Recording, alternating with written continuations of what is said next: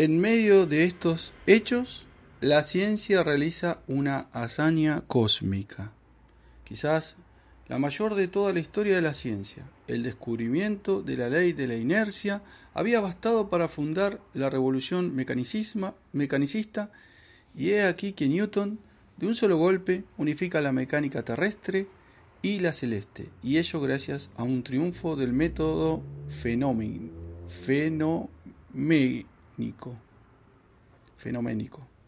Aún no he podido lograr deducir de los fenómenos la razón de esas propiedades de la gravedad y no imagino hipótesis, pues todo cuanto no se deduce de los fenómenos es una hipótesis, y las hipótesis, sean metafísicas, físicas, mecánicas o de cualidades ocultas, no deben ser recibidas en física experimental y basta con que la gravedad exista y actúe según las leyes que hemos expuesto. El triunfo de la ciencia y la decadencia de lo religioso ponen fin al equilibrio que el cartesianismo había mantenido entre la metafísica y la ciencia, la teología y la física. Malebranche ve en el mecanicismo la forma misma de la conducta divina que realiza, a partir de la extensión y del movimiento y por una extrema simplicidad de vías, toda la riqueza de la creación. Es llevado a considerar las verdades de la fe como homogéneas a las del razonamiento científico. Los hechos de la religión o los dogmas revelados son mis experiencias en materia teológica. Leibniz se introduce en el entendimiento divino por el cálculo infinitesimal y se hace capaz de explicar el mundo tal como es. El principio de razón es suficiente para explicar que las cosas sean así y no de otra manera, y la combinatoria permite comprender el orden íntimo que las relaciona. Leibniz muestra que el universo se basta a sí mismo y que una vez creado es autárquico. Pero aunque se conserve indefinidamente, el arquitecto divino se convierte en una hipótesis inútil. A lo largo de todo el siglo XVIII, el monismo de Spinoza es interpretado como un materialismo ateo. Luego vino la interpretación de los revolucionarios rusos y, oficialmente, la de la ideología soviética. En suma, los metafísicos de fin de siglo creen haber resuelto el problema de la unidad y de la verdad, que sus predecesores de la época clásica se declaraban impotentes de restablecer. El discurso físico, es decir, el mecánico de aquel tiempo, envuelve y absorbe al discurso metafísico. O más bien, la metafísica cree poder apropiarse del discurso físico sin advertir siempre el cambio de orden que realiza. Bajo este respecto, el clima intelectual no carece de semejanza con el de la filosofía romántica alemana un siglo después.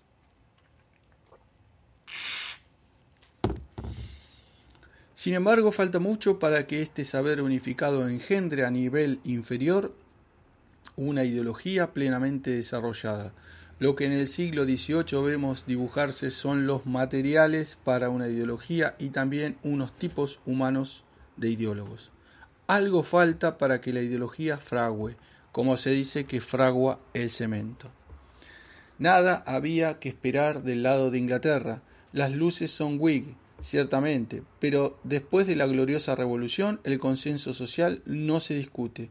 Las revoluciones inglesas se han desarrollado en tiempos preideológicos. En el peor de los casos, en la izquierda del New Model se ha visto resurgir un milenarismo cristiano como el que había infectado a la Edad Media, por consiguiente profundamente religioso y sin ninguna pretensión científica. Las ideas de derecho, de libertades, en plural, y de propiedad han sido las ideas madres de un movimiento más orientado hacia el restablecimiento de un estado de justicia momentáneamente destartalado que a la refundición del cuerpo social en un modelo a priori tal que el derecho, las libertades y la propiedad se vuelven con ello redundantes. Las luces inglesas corroboran estos principios. Su punta de lanza crítica se dirige más bien contra el dogma cristiano, mas no contra la Iglesia establecida, que no se moviliza apenas contra el deísmo racionalista dominante, sino contra los restos del milenio religioso, es decir, contra la propensión puritana a zanjar y, si es preciso, a oprimir en nombre de la light whiting. Las luces inglesas son escépticas y empíricas. Locke dedica una buena parte de su ensayo sobre el entendimiento humano a la crítica del lenguaje, es decir, a la crítica de las grandes palabras, tal como las utilizaban los por él llamados entusiastas. What do you mean? How do you know? Estas cuestiones tutoriales sitúan bastante bien las luces inglesas. En dos palabras, en ese país no hay corrupción de lo religioso ni de lo científico. El fervor queda intacto, pero concentrado en la periferia de la sociedad, en las clases bajas, en las que alimenta la piedad y los revivals del dissent. En el centro y arriba, poca teología basta y se halla estabilizada por el conformismo. La ciencia continúa lanzada siguiendo el estricto método fenoménico, aún radicalizada por Hume y sin verse tentada a salir de su terreno. La política no la convoca a su servicio. La sociedad política inglesa está orgullosa de sí misma, es idolatrada por toda Europa y durante este periodo de intensa innovación social y económica se autoconsidera tradicional. Los ingleses esperan de la política la tranquilidad, la seguridad y en el límite que concurra a la felicidad de un país que jamás se ha divertido tanto. Los ingleses no esperan de ella una salvación. 3. En Francia es diferente. Repentinamente las luces dogmatizan contra un fenómeno combinado que se presenta como una totalidad indisociable, la Iglesia y el orden político del antiguo régimen. Desde nuestro punto de vista, 3 temas deben ser examinados: el cosmológico, esto es, la naturaleza; el epistemológico, es decir, la razón; y, en fin, el tema político. Para el espíritu del siglo XVII, el hombre, apoyado en Dios, se medía con la naturaleza, pero en el espíritu del siglo XVIII, el hombre está incluido en ella, que se ha convertido en la única realidad. Se puede en adelante construir una ciencia del hombre modelado sobre la ciencia natural. Ya Hobbes había propuesto una psicología formada sobre el modelo de la física del choque. De la excitación transmitida mecánicamente por el órgano sensorial nace el fantasma. Del fantasma nace la imaginación, la asociación de ideas, la reflexión, que tiene la misma naturaleza que la percepción. La voluntad se guía por la mecánica del placer-disgusto. El pensamiento es un instinto un poco más complicado que en los animales. La nueva física cortaba el nexo tomista de la naturaleza con Dios. La nueva antropología corta el nexo agustiniano del corazón humano con Dios. Si la conciencia no es más que un sistema reflejo, la moral puede orientarse como una ciencia positiva de las costumbres. Se sustituye la vieja metafísica del alma por una historia natural del alma, por una psicología construida a partir de la sensación externa. Fue una gloria para Locke, a quien D'Alembert alaba equivocadamente por haber reducido la metafísica a lo que efectivamente debe ser la física experimental del alma. Haber comenzado esta reducción. La reducción continúa con Hume, cuyo tratado de la naturaleza humana lleva como subtítulo Ensayo para introducir el método experimental en los sujetos morales.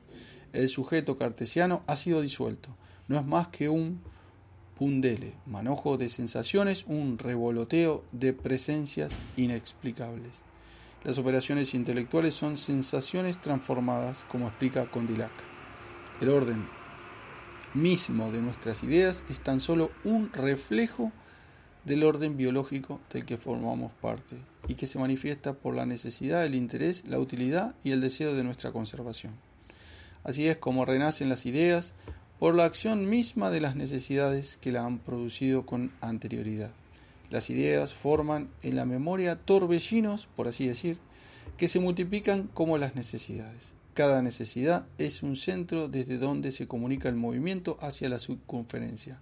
El mismo lenguaje fisicista, torbellino, revolución, atracción, se aplica sin desnivelación ni precauciones a la naturaleza y al hombre. Ahí está, pues, el hombre encerrado en un cara a cara con la naturaleza, de la que es un caso particular, sin nada en que poder apoyarse. incapaz de encontrar en sí mismo la explicación de su vida, el hombre se torna hacia afuera y, como el cognoscente se conoce a sí mismo, se vuelve hacia ese todo del que es una parte. ¿Tiene esta naturaleza algún sentido? Aquí es donde aparece una encrucijada de caminos. Naturaleza, término vago, dice la enciclopedia en el breve artículo que dedica a la noción. En efecto, para el espíritu de la revolución científica, la naturaleza ha perdido su alma, su unidad. Se disuelve en fenómenos independientes, solo ligados por leyes mecánicas, cuyo estudio depende de las distintas líneas del pensamiento. El todo, el topan divino de los antiguos, no es más que la acción de unos cuerpos en los otros conforme a las leyes del movimiento. La felicidad del sabio consiste en que siempre hay cosas que buscar, y a este respecto la naturaleza es una reserva inagotable, consiste en hallar, pero no en desalarse en la vana búsqueda de un sistema totalizante. Este es el reproche que se le hace a la física de Descartes, porque en lo que atañe a su metafísica ya no se la comprende. D'Alembert expresa bien esta vía media de las luces. El principal mérito del físico sería, propiamente hablando, tener el espíritu de sistema, pues éste hace falta para construir una teoría y nunca construirla. La física, por tanto, se limita únicamente a las observaciones y a los cálculos, la medicina a la historia del cuerpo humano, de sus enfermedades y remedios, la historia natural a la descripción detallada de los vegetales, animales y minerales. En una palabra, todas las ciencias, encerradas en los hechos en cuanto les es posible y en las consecuencias que pueden deducirse de ellos. No conceden nada a la opinión, sino solo cuando se ven obligadas a ello. Voltaire niega incluso toda consistencia a la noción de naturaleza. Se me ha dado un nombre, le hace decir que no me conviene. Se me llama naturaleza y soy todo arte. Esto es kantismo antecedente.